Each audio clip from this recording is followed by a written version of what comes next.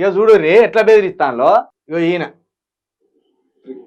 అరే ఆకుల శ్రీనివాస్ రెడ్డి రే TS24 channel నడుపుతున్నావు కదరా అక్రమంగా ఆకుల శ్రీనివాస్ రెడ్డి బట్టలు ఇప్పి కొడతా సిద్దిపేటలో ఏమనుకుంటున్నావు బే బట్టలు ఇప్పించి కొట్టుడు ఎందుకు చూడబుద్ధి అవుతుంది ఏమన్నా బట్టలు ఇప్పించి కొడతాడట ఎవరైనా ఎన్ఎస్యుఐ అంటే కాంగ్రెస్ కి అనుబంధ స్టూడెంట్ సంస్థ అది ఎన్ఎస్యుఐ లీడర్ అట ఈయన ఏమంటాడు ఇంకా ఏం తమాషా అనుకుంటున్నావు బే ఆకుల శ్రీనివాస్ రెడ్డి ఇదేనా నేర్చుకునేది బే ఇక నువ్వు లీడర్ అయ్యే మొక్కాలేనా ఇవి ఆడ కూర్చొని మాట్లాడుతున్నావాడా కుల దింగుతా మన వచ్చి అబ్బో బట్టి బయట నూపుతా ఏమనుకుంటావు బే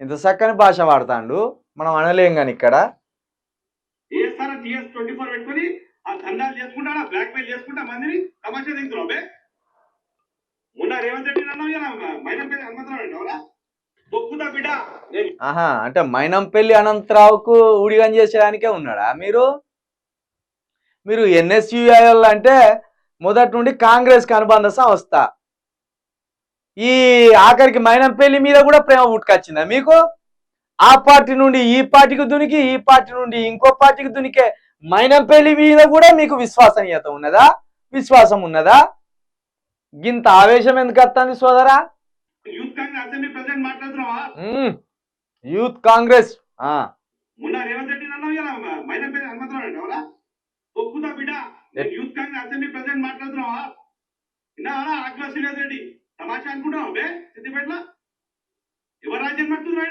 సిద్దిపేటలో మొత్తము బ్లాక్ దందాలు చేసుకుంటా ఆడ హౌసింగ్ బోర్డు కాలేనా ఆ రూమ్లు కట్టుకుంటా ఇల్లు కట్టుకుంటా ఇవ్వదురా జాగాది అవునా మరి గవి తీయరా ఎవరిగా అక్రమాలు తీసి మాట్లాడరా ఇప్పుడు చూసినట్టే మాట్లాడతాను ఇల్లు కట్టినాడా ఆడ అక్రమంగా ఎన్నో ఇండ్లు కట్టించి ఎవరికో దందాలు చేసి అమ్మినట్టు ఏడేళ్ళ కట్టో తెలుసా అంటాడుగా మరి మీ ముఖ్యమంత్రి గారే ఉన్నారు కదా మీ ప్రభుత్వమే ఉన్నది కదా నువ్వేదో ప్రెసిడెంట్ అంటున్నావు కదా తమ్ముడు జరా అది బయటికి తీసి ఈ తెలంగాణ సమాజం ముందు పెట్టరాదు ఇంత ఆవేశంతో ఊగిపోవడెందుకు కాస్త ముద్దుగా బొద్దుగున్నావు ఆవేశం ఎక్కువ అయితే ఏమన్నా హార్ట్ అటాక్ గిట్లా వచ్చి ఆగమయ్యే పరిస్థితి ఉంటది ఎందుకు తమ్ముడు అంత ఆవేశం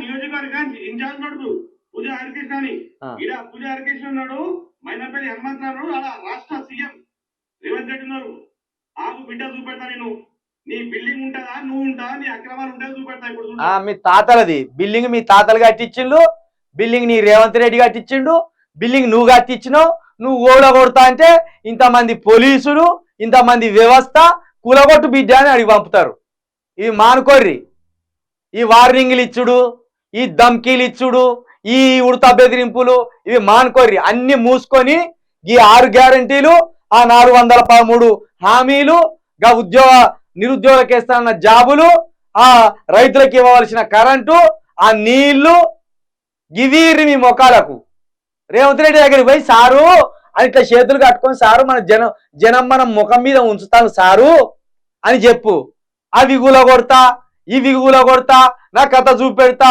ఇక నువ్వే ఉన్నావు తీస్మార్కానివి నువ్వు తీస్మార్కానివి నువ్వే ఉన్నావు భయపెట్టడానికి ఎవరు జర్నలిస్టులను బెదిరిస్తాను వీళ్ళు ఆకుల శ్రీనివాస్ రెడ్డి అన్న అని సిద్దిపేటలో TS24 అని ఒక ఛానల్ నడుపుతాడు ఇక ఆయనకు ధమ్కి ఇస్తాను వీళ్ళు ఇక జర్నలిస్టులను భయపెట్టించే పని ఇదంతా అబ్బా నువ్వు ఒకటి పెట్టరా తమ్మి మరి నువ్వు ఒకటి పెట్టి ఎవరైనా అక్రమాలు చేస్తే చూపి ఎవరు వద్దన్నారు ఆకుల శ్రీనివాస్ రెడ్డి గిట్లనే వాడిన భాష విను ఆ పూర్తిగా వీడియో విను ఆయన ఒక్క బూతు మాట్లాడలేగా మరి ఒక్క బూతు మాట కూడా మాట్లాడలే ఆయన ఈయన ఈ సంబరం ఏంది ఊకేమన్నా అంటే బట్టలు ఇచ్చి కొడతా అంటాడు ఈ సంబరం ఎందుకు మీకు బట్టలు ఉంటే ఏమైతుంది బట్టలు లేకపోతే నువ్వు ఇప్పుకోరా తమ్ముడు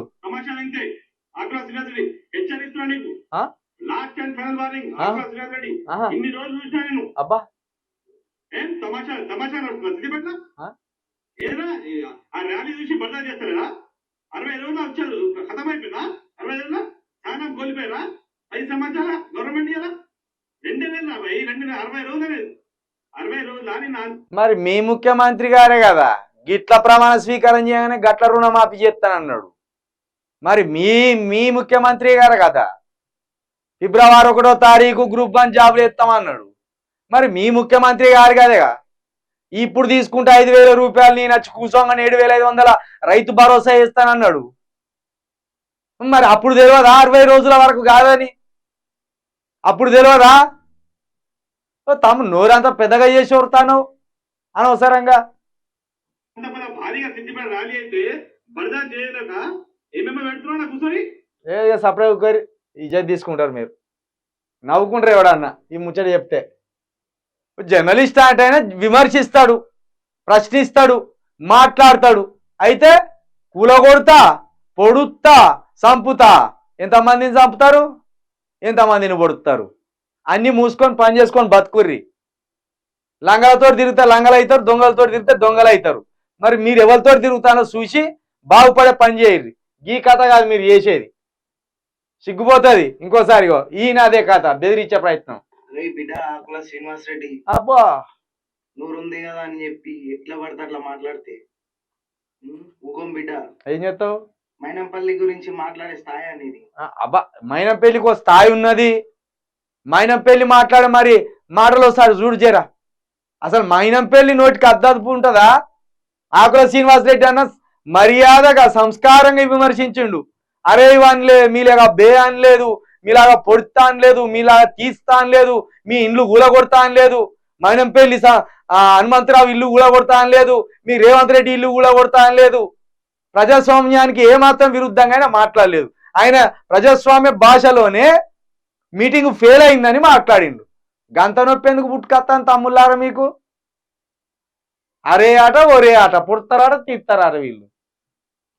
నువ్వేంది కథేంది అన్ని బ్లాక్ మెయిల్ పాయింట్. మరి కథ తెలిసినాక, ఆయన ఇగురని తెలిసినాక, ఆయన గురించి మీకు మొత్తం తెలిసినాక అది తెలంగాణ ప్రజలకు చెప్పుర్రి. తెలంగాణ ప్రజలు చూసుకుంటారు. ఫిక్స్ చేసుకుంటా ఇష్టం వచ్చినట్టు మాట్లాడినాం అనుకో.